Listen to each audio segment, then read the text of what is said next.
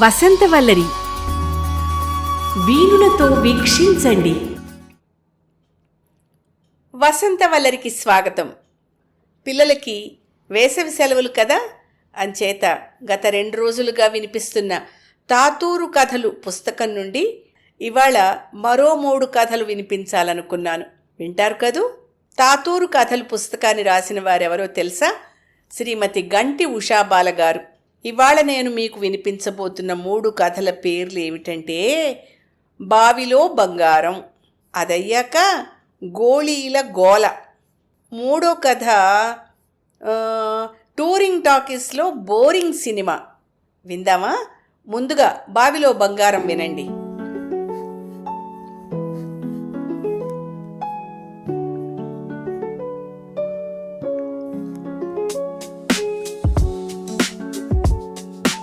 మా తాత వాళ్ళింట్లో సుబ్బలక్ష్మి ఆంటీ వాళ్ళ అద్దెకుండేవారు. మేము సెలవులకు వెళ్ళినప్పుడు వాళ్ళ అబ్బాయి సురేష్ కూడా మాతో ఆడేవాడు. వాడికి 3 ఏళ్ల చెల్లెలు కూడా ఉంది. అయితే సురేష్ ఎప్పుడు ఎందుకో నాతో పోట్లాడుతూ ఉండేవాడు. అమ్మమ్మ మాకు సర్ది చెప్తూ ఉండేది. నాకు మాత్రం వాడిని చూస్తే కోపం వచ్చేది. ఎప్పుడూ నా గురించి ఏదో ఒకటి చెప్పి అమ్మ చేత తిట్టించేవాడు. ఒకరోజు మధ్యాహ్నం అందరూ భోజనాలు చేసి నిద్రపోయారు. నేను, అక్క, సురేష్, పక్కింటి డుంబుగాడు పెరట్లో ఆటల్లో పడ్డాం. కాసేపు ఆటలాడి బావి చుట్టూ చేరాం. మా టౌన్లో బావులు తక్కువ కదా, కొళాయి నీళ్ళు వస్తాయి మాకు. కాసేపు బావి చుట్టూ తిరిగి నీళ్లు తోడడం మొదలెట్టాం. ఆ చల్లటి నీళ్లతో మొహం కడుక్కుంటే ఎంతో హాయిగా అనిపించింది. పెరట్లో అవుతున్న చప్పుళ్ళకి అమ్మమ్మ వచ్చేసింది. ఎండలో ఎందుకు ఆడుతున్నారర్రా, వడదెబ్బ తగులుతుంది, లోపలికి వచ్చి క్యారమ్స్ ఆడుకోండి అని పిలిచింది. వస్తున్నామమ్మమ్మ అన్నామే కానీ అక్కడి నుంచి మేం కదలలేదు. భుజాలు నొప్పి పుట్టేలాగా బావిలో నీళ్లు తోడడం, అక్కడున్న బకెట్లలో పోయడం. కొన్ని నీళ్లు పారబోసాం కూడాను. ఒకళ్ళ మీద ఒకళ్ళు నీళ్లు చల్లుకున్నాం. బట్టలన్నీ తడిసిపోయాయి. ఈ గోలలో సురేష్ గాడు నా చేతిలో ఉన్న నీళ్లు తోడుకునే చేద లాక్కుని పారిపోయాడు. నేను వాణ్ణి వెంటాడి దాన్ని లాక్కున్నాను. వాడన్నాడు, నాకివ్వరా అని గట్టిగా దాని తాడు పట్టుకోబోయాడు. నేను ఇంకా గట్టిగా లాగడంతో తాడు వాడి వీపుకు తగిలి గట్టిగా దెబ్బ తగిలింది. వాడు నన్ను ఒక్క తోపు తోశాడు. నేనేమో వెనక్కి పడ్డాను. అంతే. వాడు నా చేతిలోని చేదని లాక్కుని పరిగెత్తుకుని వెళ్ళి బావిలో పడేశాడు. ఆ తర్వాత వాళ్ళ ఇంట్లోకి వెళ్ళి తలుపేసేసుకున్నాడు. ఈ గొడవకి తాత బయటకొచ్చాడు. నేనేమో ఏడుస్తూ దెబ్బ తగిలి రక్తం కారుతున్న నా మోచేతిని చూపించి జరిగిందంతా చెప్పాను తాతయ్యకి. అయ్యయ్యో, ఉన్న ఒక్క చేదా మాయం చేస్తే ఎలాగర్రా, నీళ్ళెలా తోడుకునేది అంటూ అమ్మమ్మ గ్యాలం తెచ్చింది. గ్యాలం అంటే బావిలోంచి వస్తువుల్ని తీసుకునే పరికరం అన్నమాట. తాత గాలాన్ని బావిలోకి వదిలి తాడు సాయంతో చేదను బయటికి తీశాడు. నాకు మాత్రం సురేష్ గాడి మీద పీకల వరకు కోపం వచ్చింది. ఎలాగైనా వాడు ఎదురు పడితే వాడి మీద నా కోపం తీర్చుకోవాలి అని గట్టిగా అనుకున్నాను. మర్నాడు ఉదయం నేను బావి దగ్గర నిలబడి పళ్ళు తోముకుంటున్నాను. అమ్మమ్మేమో బావి పక్కనే ఉన్న మందార చెట్టు పువ్వులు కోసుకుంటోంది. సురేష్ వాళ్ళమ్మ, అదే సుబ్బలక్ష్మి ఆంటీ, బావి దగ్గర కూర్చుని దేవుడి ఫోటోలు పళ్ళాలు అవి తోముకుంటూ అమ్మమ్మతో కబుర్లు చెప్తోంది. ఇంతలో ఆవిడ మెడలోంచి గొలుసు తీసి ఏదో పౌడర్తో కూడా తోమడం మొదలుపెట్టింది. అంతలోనే సురేష్ వాళ్ళ చెల్లెలు గట్టిగా ఏడవడం మొదలెట్టింది. ఆవిడ ఎక్కడ వస్తువులు అక్కడ వదిలేసి లోపలికి పరిగెత్తేది. అంతే, నా బుర్రలో మెరుపులాంటి ఆలోచన మెరిసింది. నోట్లో ఉన్న నీళ్లు బయట మేసి గబ్బా గబ్బా ఆవిడ తోముతున్న దీపపు సెమ్మెలు ఇత్తడి విగ్రహాలతో పాటు ఆవిడ గొలుసును కూడా బావిలోకి విసిరేసి లోపలికి పరిగెత్తాను. ఏం జరుగుతుందో చూద్దామని వంటింటి గుమ్మం దగ్గరే నిలబడ్డా. ఆవిడ వాళ్ళ పాపాయిని ఊరుకోపెట్టి మళ్ళీ బావి దగ్గరకు వచ్చి, అయ్యో అయ్యో, నా పూజ సామాన్లు ఏమయ్యాయి, అమ్మో నా గొలుసు కూడా కనిపించట్లేదు అని గట్టిగా అరిచింది కంగారుగా. ఈ మధ్యనే కొనుక్కున్న బంగారం గొలుసు అది అంటూ గట్టిగా అరవడం మొదలెట్టింది. అయ్యో, ఇప్పటిదాకా నేను ఇక్కడే ఉన్నాను కదూ, ఇక్కడికి ఎవ్వరూ రాలేదే అంటూ అమ్మమ్మ కంగారుగా అడుగుతోంది. ఇందులో సురేష్ వాళ్ళ నాన్న బయటకొచ్చాడు. జరిగిందంతా చెప్పి, అయ్యో నా బంగారు గొలుసు, అమ్మో నా బంగారు గొలుసు అంటూ ఆవిడ మళ్ళీ ఏడుపు మొదలెట్టింది. ఈ గోలకి తాత బయటకొచ్చాడు. ఏమైంది అంటూ ఆవిడ ఏడుస్తూ చెప్పింది, నేను లోపలికి వెళ్ళొచ్చేసరికి దేవుడు సామాన్లు గొలుసు కనిపించడం లేదండి అని. అందరూ కంగారుగా అటు ఇటు వెతికారు, ఇప్పటికిప్పుడు ఏమవుతాయి అనుకుంటూ. నాకు కొంచెం భయం వేయడం మొదలెట్టింది. మరి బావిలో పడేసింది నేనేగా. అందుకే మెల్లిగా బావి దగ్గరికి వచ్చి, ఎవరైనా బావిలో పడేశారేమో అన్నాను. తాత నా వైపు తిరిగి కోపంగా, వేధావా, అది నీ పనేనా అన్నాడు. నేను అవును కాదు అన్నట్టు తలూపాను. అందరూ నా వైపు కోపంగా చూశారు. ఈలోపు తాత నిచ్చెన తీసుకొచ్చి బావిలోకి దిగాడు. నాకేమో భయం వేసింది. తాత బావిలో నుంచి ఒక్కొక్కటి బయటికి విసిరాడు. అదేదో సినిమాలో వెంకటేష్ లాగా. చిట్ట చివరికి గొలుసు కూడా తీసి బయటికి విసిరాడు. గొలుసు దొరికింది, గొలుసు దొరికింది, హే అంటూ అందరూ గట్టిగా అరిచారు. అందరూ అప్పుడు బావి చుట్టూ చేరి చప్పట్లు చరిచారు. తాత మెల్లిగా బయటకు వచ్చాడు. ఒళ్ళంతా మట్టి. బయటికి రాగానే, ఇలాంటి పనులు మళ్ళీ చేశావంటే చూడు అంటూ నా చెవి మెలితిప్పాడు. సురేష్ వాళ్ళ అమ్మా నాన్నలకి నా చేత సారీ చెప్పించాడు. వాళ్ళేమో తాతకి నమస్కారం చేశారు. ఆ రాత్రి నేను తాత ముక్కుకి తలకి బాగా విక్స్ రాశాను. బావిలో దిగాడు కదా, బాగా జలుబు చేసింది అందుకన్నమాట. పిల్లలు బావుల దగ్గరికి వెళ్ళకూడదు, ప్రమాదం అని అమ్మమ్మ నాకు క్లాస్ పీకింది.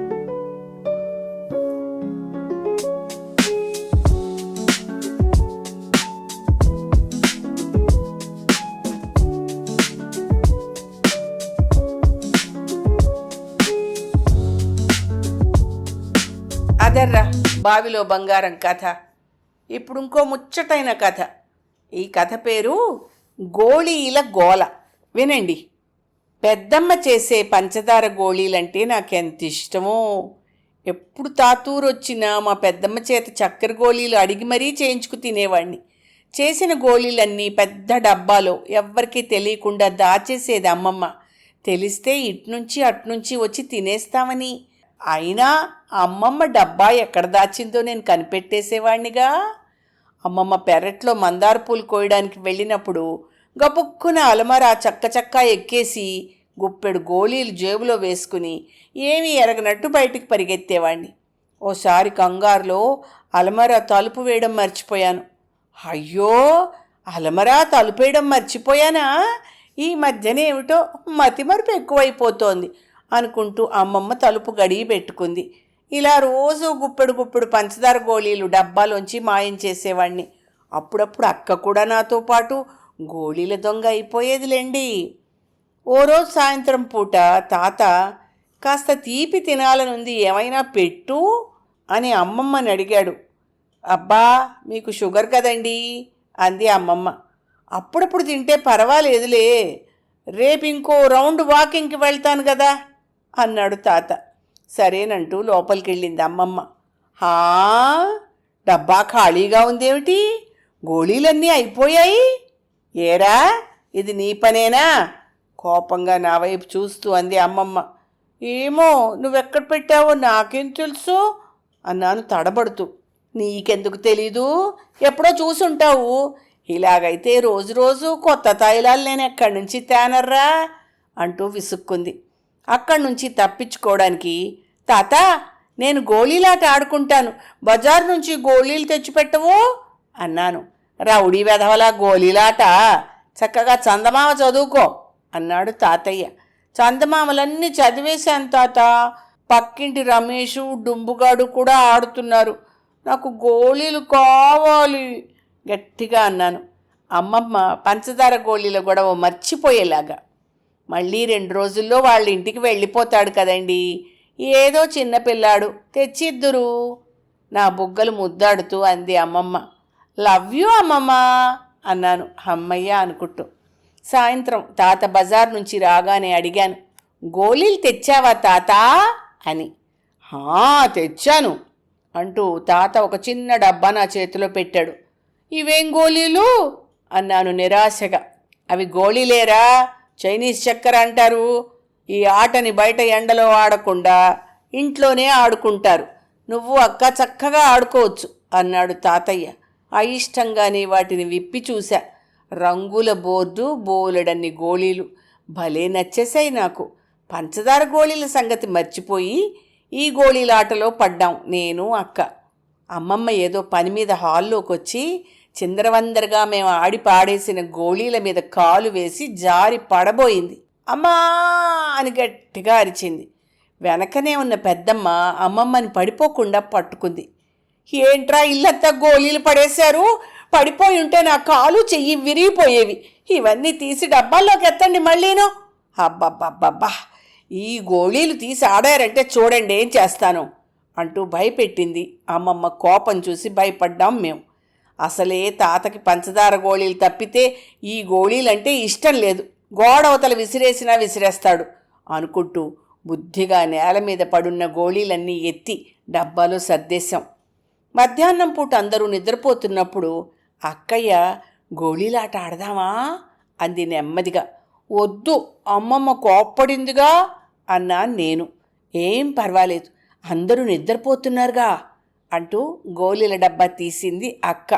తాత లేచాడంటే గోళీలు గోడవతలు పడేస్తాడు, నీ ఇష్టం అన్నాను. ఏం భయం లేదు, నేనున్నానుగా అంది. ఎక్కడ ఆడుకోవాలి, ఎవ్వరికీ కనపడకుండా అంటూ అటూ ఇటూ చూసి టీవీ టేబుల్ కింద దూరింది అక్క. దాని వెనకాలే నేను దూరాను. అమ్మయ్య, ఇక్కడైతే ఎవ్వరికీ కనపడం అనుకున్నాం. కాసేపు ఆడేసరికి తాత ఆవలిస్తూ లేచొచ్చాడు. పిల్లలు ఏరర్రా, కనబడలేదు అన్నాడు. ఒరేయ్ బుల్లి, అమ్మా మళ్ళీ అంటూ అరిచాడు. చప్పుడు చేయకుండా నక్కి కూర్చున్నాం మేము. ఇంతలో టేబుల్ మీద ఉన్న ఫోన్ మోగింది. ఫోన్ తీయడానికని తాతయ్య బల్ల దగ్గరికి రాసాగాడు. ఫోను మాట్లాడి వెళ్ళిపోతూ అక్క జడ మీద కాలు వేశాడు. ఒక్కసారిగా అక్క అరిచి జడ లోపలికి వేసుకుంది. ఇక్కడున్నారర్రా, వెనక నుంచి అమ్మమ్మ అరుస్తూ వచ్చింది. అన్ని గోళీలు డబ్బాలో సర్దేసి చేతిలో ఉన్న ఒక్క గోళీ గబుక్కున నోట్లో పెట్టుకున్నాను, అమ్మమ్మ చూసేస్తుందని. వీడు గోళీ మింగేశాడు, అక్క గట్టిగా అరిచింది. ఈలోపు పెద్దమ్మ వచ్చి మమ్మల్ని బయటికి లాగింది. ఈ హడావిడిలో నోట్లో ఉన్న గోళీ కాస్త మింగేశాను. అమ్మమ్మ, వీడు గోళీ మింగేశాడు అన్న అక్క అరుపుకి అమ్మమ్మ, తాత, పెద్దమ్మ, పక్కింటి సుబ్బత్త ఇంకా ఎవరెవరో పరిగెత్తుకొచ్చారు. నాకేమిటో అయోమయంగా అనిపించింది. ఒకళ్ళు అరటిపండు తినిపించండని, ఇంకొకరు వేడి నీళ్ళు ఇవ్వండని ఎవరెవరో రకరకాలుగా సలహాలు చెప్పేస్తున్నారు. ఒక ఆయన ఎవరో వచ్చి నన్ను గబుక్కున చంకలోకి ఎత్తుకున్నారు. ఏమబ్బాయ్, గోళీ మింగేశావా? ఎంత పనిచేశావు? ఇప్పుడెలా? డాక్టర్ దగ్గరికి తీసుకెళ్ళాలి అన్నాడు. ఏమీ అక్కర్లేదు, పిల్లాన్ని తిరగేయండి, అదే బయటకు వచ్చేస్తుంది అంది ఓ అత్తయ్య. ఇంతలో తాతొచ్చి నా 2 కాళ్ళు పట్టుకుని ఎత్తి తల కిందికి వదిలేశాడు. నాకు భయం వేసింది. నన్ను తిరగేసి అటూ ఇటూ ఊపేసరికి గబుక్కున నా నోట్లోంచి గోళీ వచ్చి నేల మీద పడింది. హమ్మయ్యా అని ఊపిరి పీల్చుకున్నారు అందరూ. మళ్ళీ ఇంకెప్పుడు గోళీల జోలికి వెళ్ళలేదు. అదర్రా గోళీల గోల.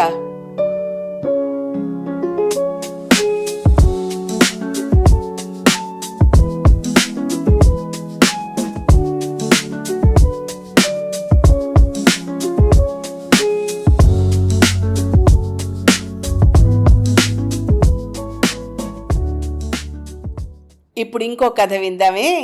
ఈ కథ పేరేంటో తెలుసా? టూరింగ్ టాకీస్లో బోరింగ్ సినిమా. విందామా?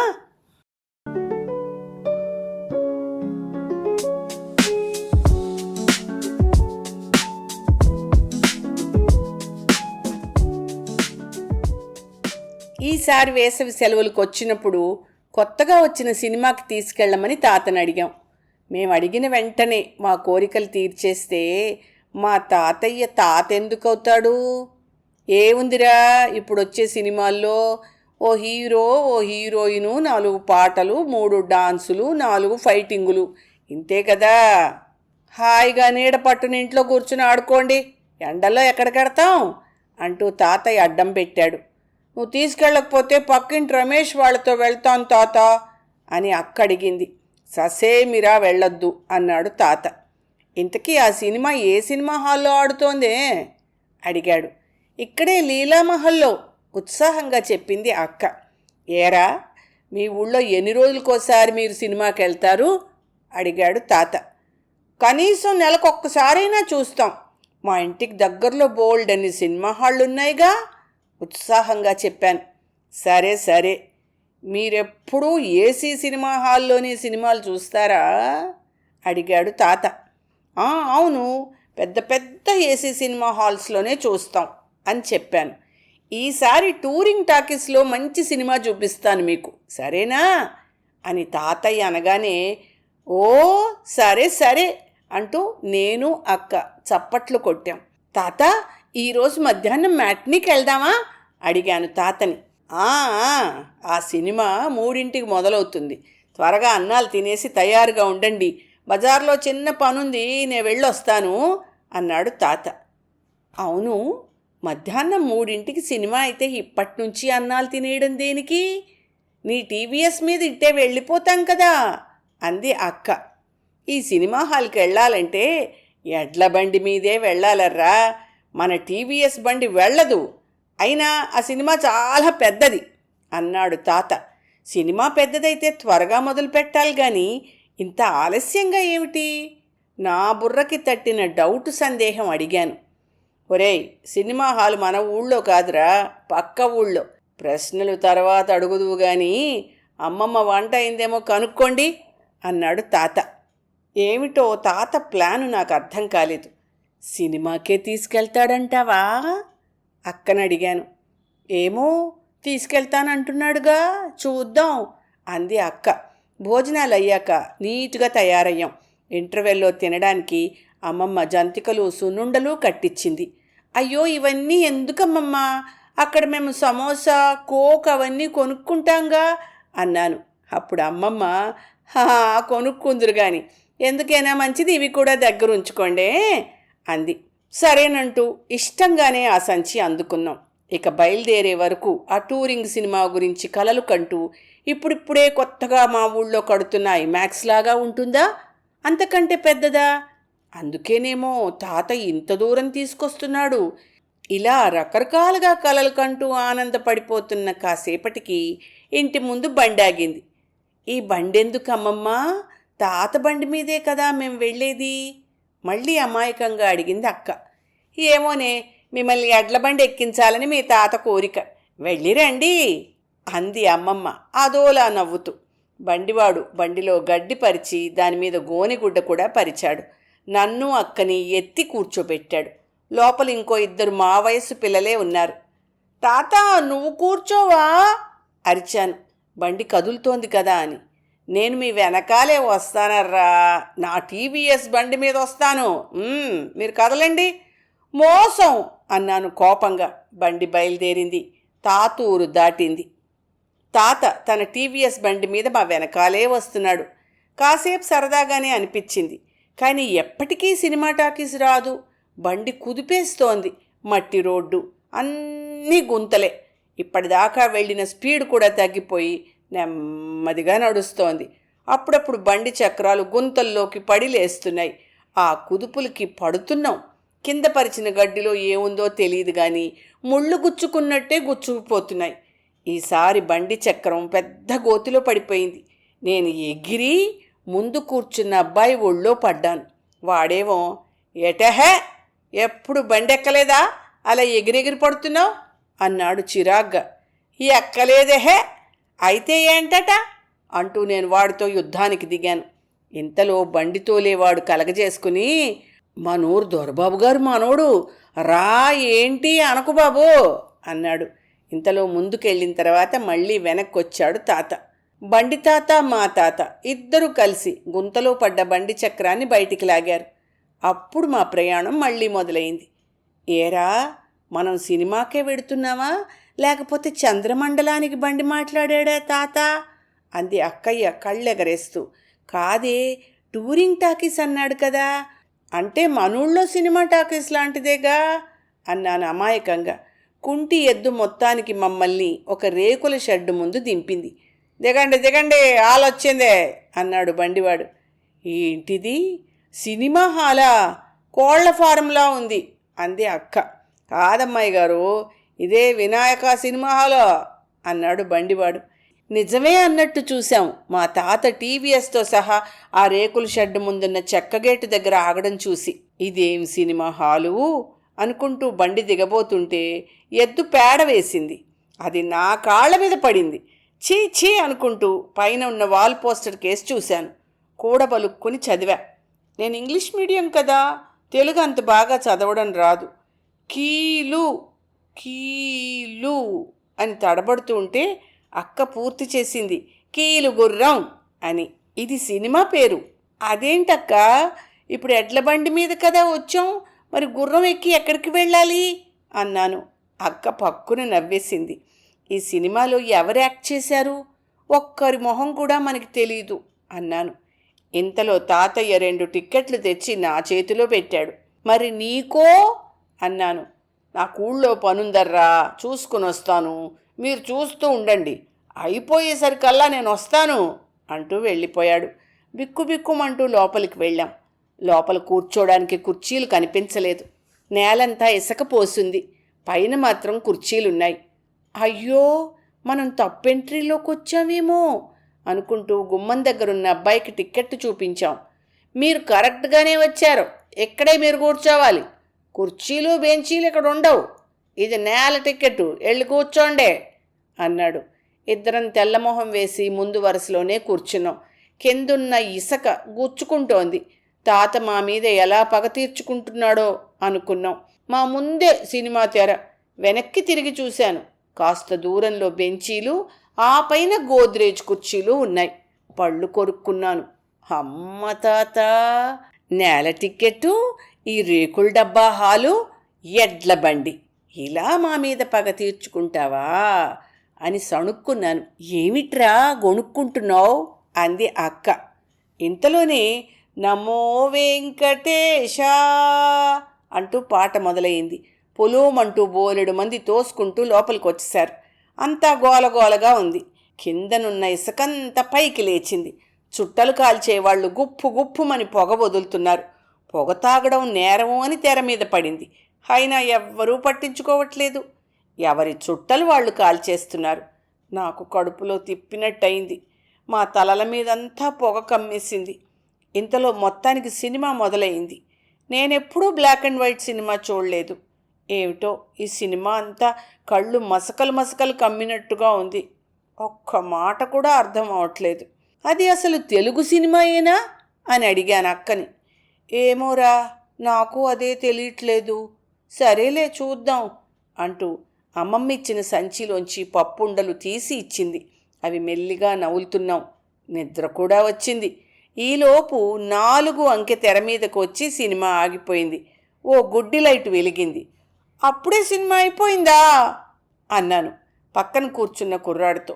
వాడు తుపుక్కును ఉమ్మేసి, ఏటి అప్పుడే 4 రీల్ అయింది, మిగతావి టౌన్ కాడి నుంచి రావాలి అన్నాడు పారపళ్ళు బయటపడేలా నవ్వుతూ. అందరూ వాళ్ళు తెచ్చుకున్న స్నాక్స్ తీసుకుని తినడం మొదలెట్టారు. ఒకడు రేగిపళ్ళు తిన్న గింజలు అందరి మీదకి విసురుతున్నాడు. ఆ గింజలు తగిలిన వాళ్ళు వీడితో పోట్లాడుతున్నారు. కొందరి స్నాక్స్ మరీ వింతగా ఉన్నాయి. ఒకడు కొండంత పండులాంటిదేదో తీసి దాని పీచు నాకేస్తున్నాడు. ఏంటది అని అడిగా. ఏంటా? తాటిపండు. ఏ తింటావా అంటూ ఆ సగం నాకిన తాటిపండు నా ముఖం ముందు పెట్టాడు. చీచి నాకొద్దు అన్నాను. చీ అంటావేంటే అన్నాడు కోపంగా.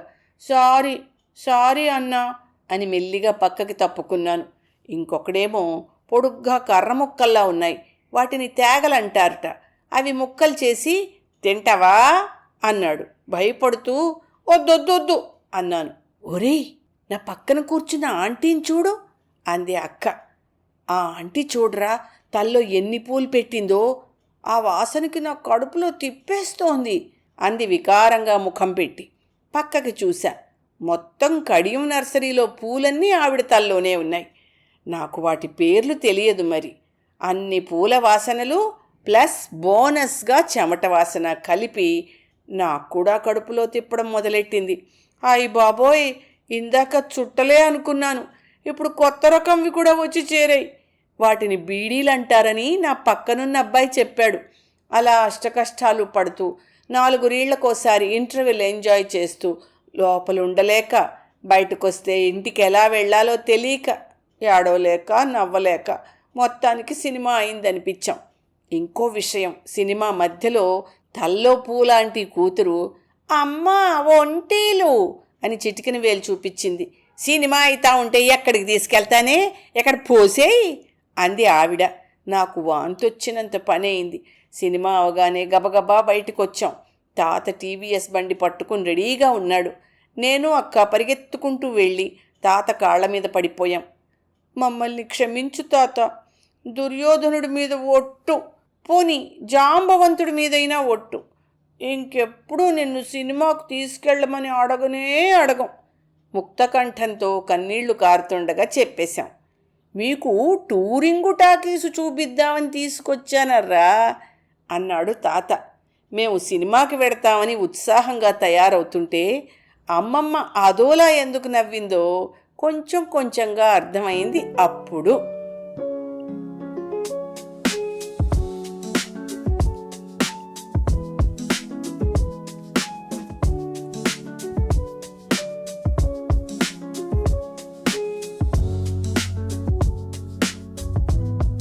వసంత వల్లరిలో సుప్రసిద్ధ కథా రచయిత్రి శ్రీమతి గంటి ఉషాబాల గారు రచించిన తాతూరు కథలు పుస్తకం నుండి ముచ్చటగా 3 కథలు విన్నారు.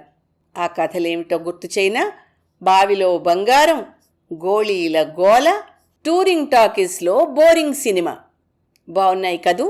రేపు మరిన్ని కథలు వినిపిస్తాను తాతూరు కథలు నుండి, సరేనా?